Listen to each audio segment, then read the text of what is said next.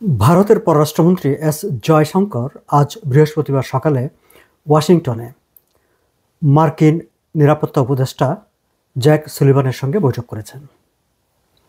সেই বৈঠকে বাংলাদেশের প্রসঙ্গ নিয়েও আলোচনা হয়েছে বলে বিভিন্ন সূত্র থেকে জানা গেছে।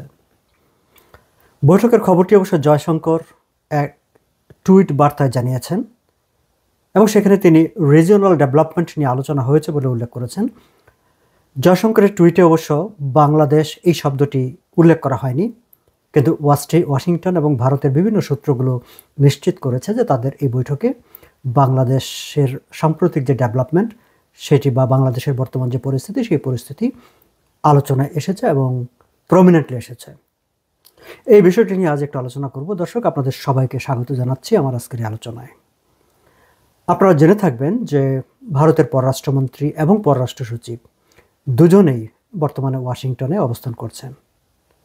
কয়েকদিন আগে মার্কিন নিরাপত্তা উপদেষ্টা জ্যাক সুলিভান যখন আমাদের প্রধান উপদেষ্টা ডক্টর মোহাম্মদ ইউনুসকে ফোন করেন, টেলিফোনে কথা বলেন, সেই সময় জয়শঙ্কর ওয়াশিংটনে এসে পৌঁছননি, কিন্তু সেই সময় ওয়াশিংটনে অবস্থান করছিলেন ভারতের পররাষ্ট্র সচিব বিক্রম মিশ্রি, যিনি কিছুদিন আগেই ঢাকায় বাংলাদেশের পররাষ্ট্র সচিবের সঙ্গে দুই দেশের পররাষ্ট্র সচিব পর্যায়ের বৈঠক করে এসেছেন।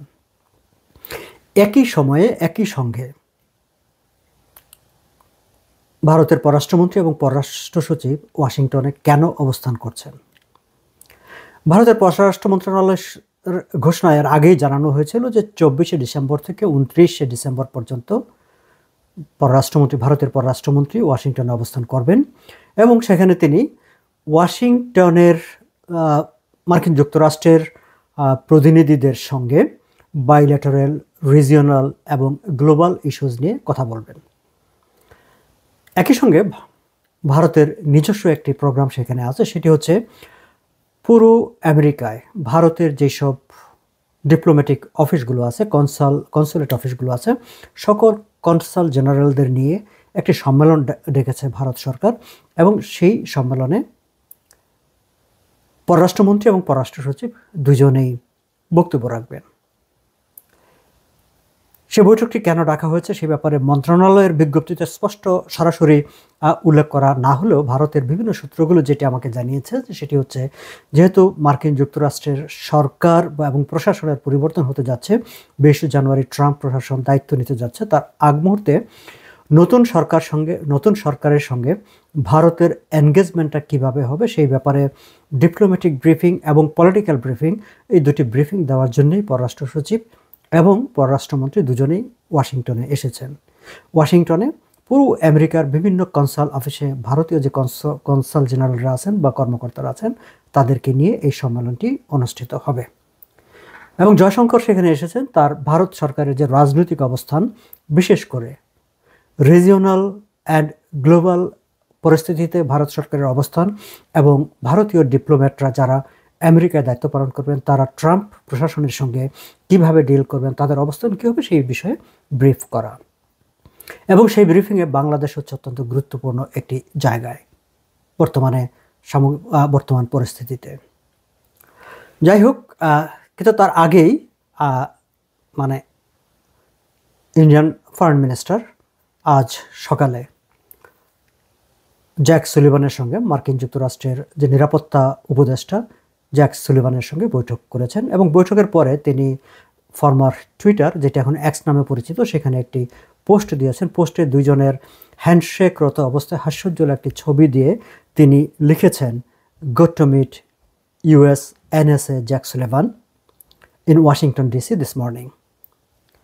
A wide-ranging discussion on the progress of India-US strategic partnership, America এবং ভারতের মধ্যকার যে কৌশলগত অংশীদারিত্ব তার বিভিন্ন বিস্তারিত দিক নিয়ে তারা কথা বলেছেন। তারপরে তিনি বলেছেন, also exchanged views on current regional and global development, বর্তমান যে গ্লোবাল এবং রিজিওনাল ডেভেলপমেন্ট সেটি নিয়ে তারা তাদের মধ্যে মত বিনিময় করেছেন। এর আগে এই যে বৈঠক জয়শঙ্করের আমেরিকা যাওয়া সেটি নিয়ে ভারতের দ্য হিন্দু পত্রিকা যে একটা রিপোর্ট করেছিল সেই রিপোর্টে তারা উল্লেখ করেছিলেন যে বর্তমানের বিশেষ করে গাজা, ইউক্রেন, সিরিয়া এবং রিসেন্ট চেঞ্জেস ইন বাংলাদেশ, এই বিষয়টি নিয়ে ইন্ডিয়ান ডিপ্লোম্যাটরা এবং foreign minister and foreign secretary Biden প্রশাসনের কর্মকর্তাদের সঙ্গে অ্যাজ ওয়েল অ্যাজ ট্রাম্প প্রশাসনের কর্মকর্তাদের সঙ্গে বৈঠক করবেন, সেটি দ্য হিন্দুর বৈঠকে নিউজে উল্লেখ করা হয়েছিল। দ্য হিন্দুর নিউজে আরও একটি বিষয় উল্লেখ করা হয়েছিল যে ভারত চায় ট্রাম্প প্রশাসন দায়িত্ব গ্রহণের আগে, যদিও বাইডেন প্রশাসন দায়িত্ব ছেড়ে চলে যাচ্ছে, কিন্তু তার মধ্যে দায়িত্ব ছাড়ার আগে জ্যাক সুলিভানকে একটা সংক্ষিপ্ত সফরের জন্য হলেও আরও একবার ভারতে নিয়ে আসা। এবং আজকের বৈঠকে এই বিষয়টি নিয়েও আলোচনা হয়েছে বলে জানা গেছে। এবং যুক্তরাষ্ট্র তারাও আগ্রহী যে দায়িত্ব ছেড়ে দেওয়ার আগে এই গুরুত্বপূর্ণ কর্মকর্তা জ্যাক সুলিভান তিনি একদিনের জন্য হলেও ভারত ঘুরে আসবেন। তবে দিনক্ষণটি ঠিক হয়েছে কিনা সেটি এখনও জানা যায়নি। ভারত কেন জ্যাক সুলিভানকে একদিনের জন্য হলেও দিল্লিতে নিয়ে যেতে চাইছে এবং মার্কিন যুক্তরাষ্ট্রেরও সেটাতে সায় আছে, সেটি বিশ্লেষক, কূটনৈতিক বিশ্লেষক, রাজনৈতিক বিশ্লেষক সবার মনে এক ধরনের একটা কৌতূহল তৈরি করেছে। তবে আমি আজকে যখন কথা বলছি তখন পর্যন্ত আসলে এর বিস্তারিত ব্যাখ্যাটি জানা যায়নি, কিংবা কোনো দিনক্ষণ ঠিক হয়েছে কিনা সেটিও জানা যায়নি। যাই হোক, আমি ওই আলোচনাটায় আসি যে জয়শঙ্কর তার টুইট বার্তায় যে বলেছেন যে current regional and global development, সেই রিজিওনাল ডেভেলপমেন্টে দুটি প্রসঙ্গ আলোচনায় ছিল। একটি প্রসঙ্গ হচ্ছে আরাকানের বর্তমানে যে অস্থিরতা তৈরি হয়েছে সেই আরাকান পরিস্থিতি, কিন্তু সবচেয়ে গুরুত্ব পেয়েছে বাংলাদেশের বর্তমান পরিস্থিতি।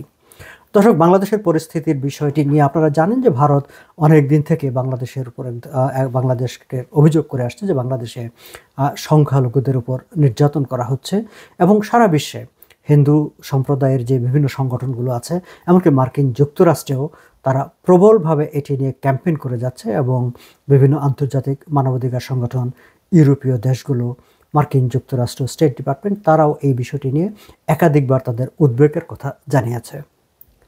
এবং বাংলাদেশ যখন ডিপ্লোম্যাটিক নোট বারবালের মাধ্যমে শেখ হাসিনাকে ফেরত চেয়েছেন, ঠিক সেই সময় বিক্রম মিস্ত্রি ওয়াশিংটনে অবস্থান করছিলেন, এবং তার পরপরই জ্যাক সুলিভান প্রধান উপদেষ্টার সঙ্গে কথা বলেন, এবং সেখানে সংখ্যালঘুদের নির্যাতন, তাদের মানবাধিকার রক্ষা এবং সম্মান করা, ইন জেনারেল পিপুলের human rights protection and respect করা, এবং একই সঙ্গে ডেমোক্রেটিক প্রসেসের ব্যাপারে কথা বলে তাগদা দিয়েছেন। এবং সেটি হচ্ছে যে মার্কিন যুক্তরাষ্ট্র চাইছে বাংলাদেশে খুব দ্রুত একটি গ্রহণযোগ্য নির্বাচন হোক, এবং আজকের এই আলোচনাতেও সেই একই প্রসঙ্গগুলোই ঘুরে ফিরে এসেছে। এই জায়গায় আমি আরও একটি বিষয় উল্লেখ করতে চাই যে দর্শক, গত 18 ডিসেম্বর ক্যাপিটল হিলের সামনে মার্কিন যুক্তরাষ্ট্রে বসবাসরত হিন্দুদের একটি বড় ধরনের সমাবেশ হয়েছে, এবং সেই সমাবেশে বিভিন্ন কংগ্রেসম্যানরা অংশ নিয়েছেন, সংহতি জানিয়েছেন, বক্তব্য রেখেছেন। আমি তাদের মধ্য থেকে ডেমোক্রেটিক পার্টির একজন কংগ্রেসম্যানের কথা এখানে উল্লেখ করতে চাই। এই কারণে তার কথা উল্লেখ করতে চাই যে বর্তমান জো বাইডেন প্রশাসন ডক্টর মোহাম্মদ ইউনূসের প্রতি তার পূর্ণ সমর্থন আছে, বা সহযোগী, কিংবা ক্লিন্টন পরিবারের সঙ্গে ডক্টর মোহাম্মদ ইউনূসের সম্পর্কের সুবাদে ডেমোক্রেটিক পার্টির সঙ্গে ডক্টর মোহাম্মদ ইউনূসের যে সম্পর্ক, সেটি খুব বহুলভাবে আলোচনায় আছে এবং সেটি বহুলভাবে উদ্ধৃত করা হয়। ফলে সেই যেই দলটি বা যে দলের সরকার ডক্টর মোহাম্মদ ইউনূসকে সমর্থন করছেন, সেই দলের একজন প্রতিনিধি ক্যাপিটল হিলের সামনে যারা বিক্ষোভ করছিলেন তাদের সামনে যে বক্তব্যটি রেখেছেন, সেই বক্তব্যটি আমার কাছে খুবই ইঙ্গিতপূর্ণ এবং উল্লেখযোগ্য মনে হয়েছে। তিনি সেখানে স্পষ্টভাবে বাংলাদেশে হিন্দু, বৌদ্ধ, খ্রিস্টান সহ বিভিন্ন রিলিজিয়াস মাইনরিটির উপর, সাধারণ জনগণের উপর যে নিপীড়ন হচ্ছে অভিযোগ করে, তাদের মানবাধিকার সেখানে লঙ্ঘিত হচ্ছে অভিযোগ করেছেন, এবং অভিযোগ করে তিনি ট্রেজারি ডিপার্টমেন্ট এবং স্টেট ডিপার্টমেন্টের কাছে আহ্বান জানিয়েছেন যেন বাংলাদেশের উপর স্যাংশন আরোপ করা হয়। দর্শক, এই খবরটি হয়তো বাংলাদেশের কোনো পত্রপত্রিকা ছাপা হয়নি, কিংবা সোশ্যাল মিডিয়াতেও সেই অর্থে কোথাও যায়নি, কিন্তু আমার কাছে মনে হয়েছে যে এই প্রথম, সেটি মার্কিন হোক, ইউরোপীয় হোক, কোনো ওয়েস্টার্ন কান্ট্রির কোনো জনপ্রতিনিধি আমরা জানি যে লন্ডন ইউকে পার্লামেন্টে বাংলাদেশ পরিস্থিতি নিয়ে আলাপ আলোচনা হয়েছে, সুইডেনের পার্লামেন্টে আলাপ আলোচনা হয়েছে, বাংলাদেশের মানবাধিকার নিয়ে তার উদ্বেগ প্রকাশ করেছে। আমরা জানি যে স্টেট ডিপার্টমেন্টও উদ্বেগ প্রকাশ করেছে, এমনকি যে নিরাপত্তা বিষয়ক যে প্রেস অ্যাডভাইজার তিনিও বাংলাদেশ নিয়ে উদ্বেগ প্রকাশ করেছেন এবং স্পষ্টভাবে বলেছেন যে প্রেসিডেন্ট বাংলাদেশের থেকে নজর রাখছেন, প্রেসিডেন্ট জো বাইডেন। কিন্তু এইখানে একজন জনপ্রতিনিধি শ্রী থানেডার তিনি স্পষ্টভাবে আহ্বান জানিয়েছেন ট্রেজারি ডিপার্টমেন্ট এবং স্টেট ডিপার্টমেন্টকে যে বাংলাদেশে সংখ্যালঘু নির্যাতন এবং তাদের মানবাধিকার লঙ্ঘনের অভিযোগে বাংলাদেশের উপর যেন স্যাংশন আরোপ করা হয়। ডক্টর মোহাম্মদ ইউনূসের অন্তর্বর্তীকালীন সরকার দায়িত্ব নেবার পর এই প্রথম পশ্চিমা কোনো দেশের কোনো জনপ্রতিনিধি প্রকাশ্যে বাংলাদেশের উপর নিষেধাজ্ঞা আরোপের আহ্বান জানিয়েছেন। এবং আমরা জানি যে তার পরপরই জ্যাক সুলিভান ডক্টর মোহাম্মদ ইউনূসকে ফোন করেছেন এবং তারই ধারাবাহিকতায় জয়শঙ্কর এবং জ্যাক সুলিভান যখন আবার বৈঠকে বসেন এবং সেখানে বাংলাদেশের প্রসঙ্গ আলোচিত হয়, তখন এই সব কিছু মিলিয়ে সেটি নিয়ে আমাদেরকে উদ্বিগ্ন করে, আমাদেরকে আতঙ্কিত করে যে পশ্চিমা বিশ্ব বা পশ্চিমা রাষ্ট্রগুলো তাহলে বাংলাদেশের ব্যাপারে কী ধরনের চিন্তাভাবনা করতে শুরু করেছে বা কী ধরনের তারা অবস্থানের কথা ভাবছে।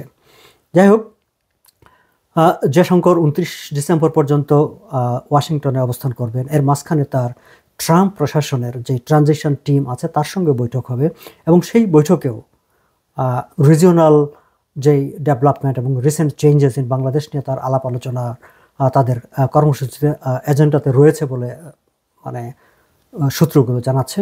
ফলে সেখানেও বাংলাদেশের প্রসঙ্গ উঠে আসবে এটি ধারণা করা যায়। এবং সত্যি সত্যি যদি জ্যাক সুলিভান তাদের আমন্ত্রণ গ্রহণ করেন এবং ভারতে যান, ভারত মানে দায়িত্ব ছেড়ে দেওয়ার আগে ভারত সফরে যান, সেক্ষেত্রে সেখানেও এই প্রসঙ্গগুলো আরও জোরে সোরে আলোচিত হবে বা ভারত বাংলাদেশ বিষয়ে বা বাংলাদেশের সামগ্রিক পরিস্থিতি নিয়ে তাদের যে অবস্থান বা তাদের যে উদ্বেগগুলো আছে সেই উদ্বেগগুলো জ্যাক সুলিভানকে তারা ব্রিফ করবেন। এবং অবশ্যই ট্রাম্প টিমের ট্রানজিশন টিমের সঙ্গে যখন বৈঠক হবে সেখানেও এই প্রসঙ্গগুলো থাকছে।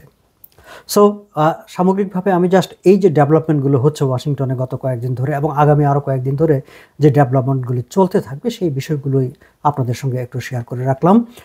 সামনে যদি জয়শঙ্করের আরও কোনো বৈঠক থাকে বা ট্রাম্প অ্যাডমিনিস্ট্রেশনের যারা আছেন তাদের সঙ্গে তার যখন বৈঠক হবে সেই বৈঠকগুলো নিয়েও নিশ্চয়ই আমি চেষ্টা করব আপনাদেরকে তথ্য জানানোর জন্য। আজ এ পর্যন্তই, ভালো থাকবেন।